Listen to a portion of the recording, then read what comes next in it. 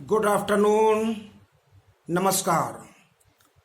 आज हम आपसे एक ऐसी संस्था के बारे में बात कर रहे हैं जिस संस्था ने हमें आज यहाँ तक ऊंचाई तक पहुँचाया है।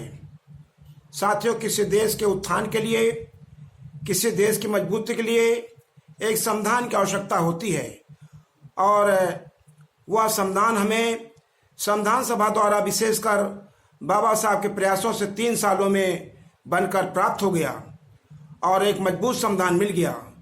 लेकिन इसके साथ साथ देश को आर्थिक क्षेत्रों में विकसित करने के लिए, कृषि के क्षेत्र में, औद्योगिक क्षेत्र में, बैंकिंग के क्षेत्र में, शिक्षा के क्षेत्र में, विकास के क्षेत्र में और विभिन्न क्षेत्रों में विकसित करने के लिए भी एक बड़ी संस्था की आवश्यकता होती है। तो हमारे पहले प्रधानमंत्री पंडित जवाहरलाल नेहरू सामाजिक न्याय को ध्यान में रखते हुए और समाजवादी भारत में एक चरित्र पैदा करने के लिए, भारत को कई क्षेत्रों में बहुत उन्नति प्राप्त करने के लिए, उन्नति की ओर ले जाने के लिए वे अपने मित्र देश रूस के साथ मिलकर भारत में एक ऐसी संस्था को उन्होंने जन्म दिया, एक ऐसी संस्था बनाया जिसे हम प्लानिंग कमीशन योजना आयोग पुकारते हैं।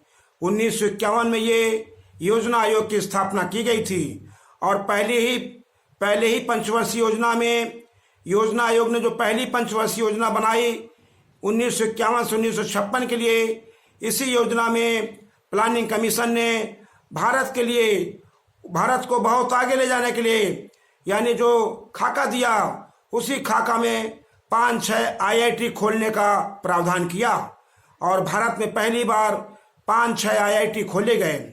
साथियों, अब तक हमारे देश में 12 पंचवर्षीय योजनाएं काम कर चुकी हैं। किसी पंचवर्षीय योजना में हमने कृषि क्षेत्र को विकसित किया, कृषि पंचवर्षीय योजना में हमने बिजली के क्षेत्र को विकसित किया, उद्योग के क्षेत्र को विकसित किया। किसी पंचवर्षीय योजना में भारत ने आपकी शिक्षा के क्षेत्र को विकसित किया, स्वास्थ्य के क्षेत्र को विकसित किया, लघु उद्योगों को विकसित किया और ग्रामीणों का विकास किया, ग्रामीण क्षेत्रों में सड़कों का विकास किया, नेशनल हाईवेज की स्थापना की। ये पंचवर्षीय योजना जो भारत की उन्नति के लिए एक जो है मजबूत संस्था थी, इस संस्था को किसी प्रकार सत्ता में पहुंच गए लोग, फासिस्ट सरकार ने 2015 में इसको नष्ट कर दिया, इसे उखाड़ दिया और 2015 से भारत में अब तक कोई संस्था प्लानिंग कमीशन का स्थान नहीं ले पाई है, जिसका परिणाम है आज पुनः देश भारत भूखों मरने लगा है। आज भारत में गरीबी बढ़ रही है, बेरोजगारी बढ़ रही है, बिजली का संकट है, रेलों का संकट है, बैंकों का संकट है साथियों, और भारत बुरी तरह से आज जो है परेशानी में है, जूझ रहा है। स्वास्थ्य के क्षेत्र में तो पंचवर्षीय योजनाओं के माध्यम से जो भारत आगे से आगे को बढ़ रहा था, प्लानिंग कमीशन के सहयोग से, योग्य अर्थशास्त्रियों से, योग्य कृषि वैज्ञानिकों से और योग्य अर्थशास्त्र को समझने वाले, परखने वाले, औद्योगिक क्षेत्रों के होशियार लोगों के द्वारा जो भारत बढ़ रहा था, आज भारत धराशायी है। इनके साथ में ना तो कोई अर्थशास्त्री काम करना चाहता है, ना रिजर्व बैंक के लोग काम करना चाहते हैं। इनके साथ ना और भी पढ़े लिखे लोग काम करना चाहते हैं।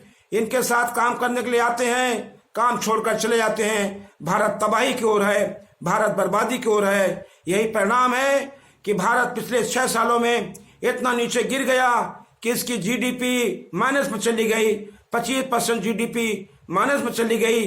जीडी का मतलब हुआ साल भर में जो आपकी आय होती है उसको एक जो आपकी जो है ग्रॉस इनकम होती है, जो डोमेस्टिक ग्रोस इनकम है, इसे जीडीपी कहते हैं। यानी जो साल भर में कारोबार किया वो जीडीपी कहलाती है और जीडीपी हमारी बराबर रहना तो दूर पीछे जा रही है। तो हमने आपको बात किया प्लानिंग कमीशन के महत्व को, और ये जो प्लानिंग कमीशन पंचवर्षीय योजनाओं के माध्यम से देश को आगे ले जा रहा था, वो प्लानिंग कमीशन आज खत्म पड़ा है, आज वो नहीं है। तो साथियों, हमें बदलाव करना है, हमारी पुरानी संस्थाएं फिर चाहिए, हमें पुराने दिन फिर चाहिए। हम पुराने दिनों को प्राप्त करने के लिए पहले जो वर्तमान में ये जो फासिस्ट लोग, ये जो मजहबी लोग, ये जो दक्षिणपंथी लोग सत्ता में बैठे हैं, हमें इनको हटाना होगा, इनसे हमें दूरी बनानी होगी ताकि भारत को हम गौरवशाली बना सकें, भारत की गरीबी को दूर कर सकें, बेरोजगारी को दूर कर सकें। इस पर हमने आपसे बात किया। बहुत बहुत धन्यवाद। जय भीम, जय भारत, जय जन, जय उत्थान, जय मजदूर, जय किसान, जय संविधान। खुदा हाफिज।